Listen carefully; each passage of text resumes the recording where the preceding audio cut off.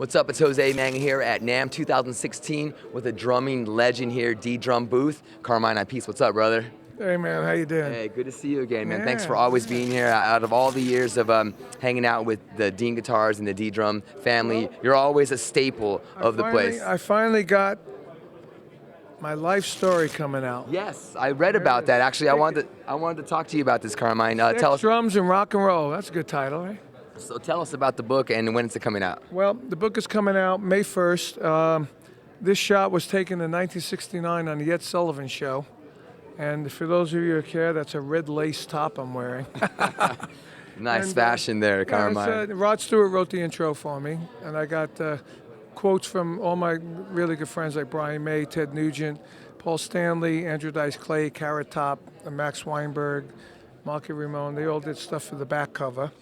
But the stories are just amazing inside, you know, and my whole life. When you think about, here's your life right there.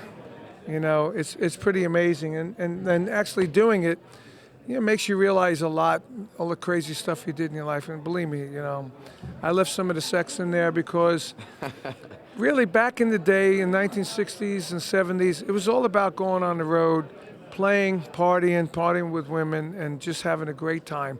Because the money wasn't there. You know, we were all on a salary, and we weren't making millions and billions of dollars like they do today. And it was all about that. So, you know, a lot of the books I've read, they leave a lot of that out because, for whatever reason, but my writer and I agreed that we need to put some of that in there just to show what it really was like in the day, you know? Was there some stuff that you left out, Carmine? Yeah, quite a bit actually, but we left some of it in, you know, and he's a great writer. He wrote Nikki Sixx's book, Oh yeah, Heroin Diaries. Yeah. Ian Giddens, he's a great writer, and even the sex things that he wrote them so they, you know, they're not like disgusting, you know. He made them sound interesting. How long have you been working on this book? Well, I started this book in the early 80s when I was on the road with Ted Nugent. I started doing tapes just because from the 80s to the 60s wasn't that long ago. I did about a dozen tapes, and then we had about 125 pages of manuscript to work with, and then I forgot about it. And then I kept forgetting about it. It was on the back burner. And about maybe 10 years ago, I started thinking, you know, maybe it's time to start doing the book. So then I started writing stories on the computer. I had a laptop. And little by little, I had a writer correct all the English and blah, blah, blah. My girlfriend, who's a Harvard Business School graduate, started rewriting some of my stories. That's why she won't read it now, because now she knows what I was really like. And then over the years, I got another writer to write the whole book, and then I presented it to the VH1 Books, and they loved my stories, but they didn't like the writing. So they said, we want you to write with this guy, Ian. So Ian wanted to do it, so then we did it. And then that was like 2010 or 11. So by the time we actually got the thing rolling, it was a year and a half because I met him in Spain, I met him in London. He came to New York, we did Skype, we did interviews, it was just a lot of work. It took about a year and a half or so to really put it all together. By the time we were done, VH1 closed their shop on books. You know, they had done Nikki Sixx, they'd done a bunch of other ones. Yep. And so we said, what are you doing now? I said, well, I'll give you the rights back. So we went out and got another deal, which took a few months, you know. And then finally, we just put it all together, started in June of last year, of 15, really putting it together.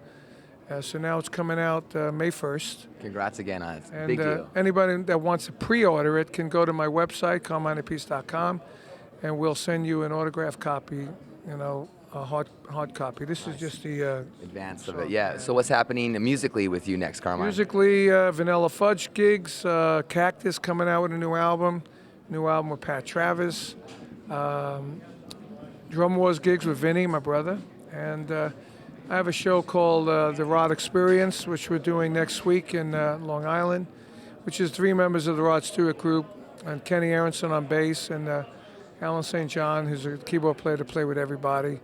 And I got a guy that looks like Rod. We have a video backdrop that is like a historical Rod and the band video that runs the whole length of the show. And then, so we're doing that, and we're doing Sweden Rock with King Cobra. Yeah, that's interesting. So I got good year. Plus promoting the book, it's going to be an interesting year. Nice. Final question here, Carmine. What keeps you with the D drum family after all these years? Well, besides loving Elliot, Elliot's a good friend, a good bass player.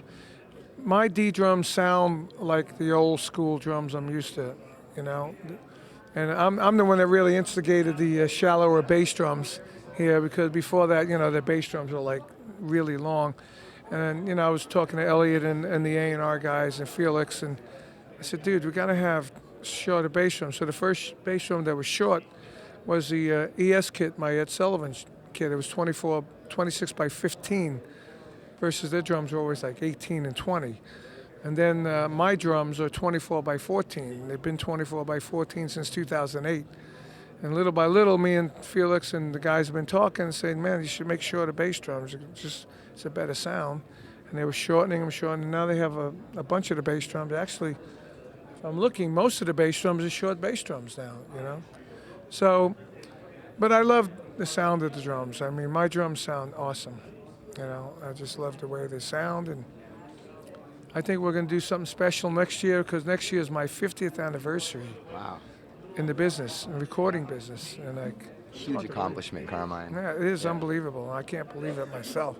Well, dude. And I won't even tell you how old I am. Hey, well, congrats, Carmine, on the book coming out May 1st, and also on all the cool musical projects that you're doing. And thanks for rocking some cool Affliction My new and slogan for stuff. this year is "Stick It." There you go. That's a good one. Thank you. He's got a trademark, man. Carmine Appice, man, here at the D Drum, D Guitars NAMM 2016.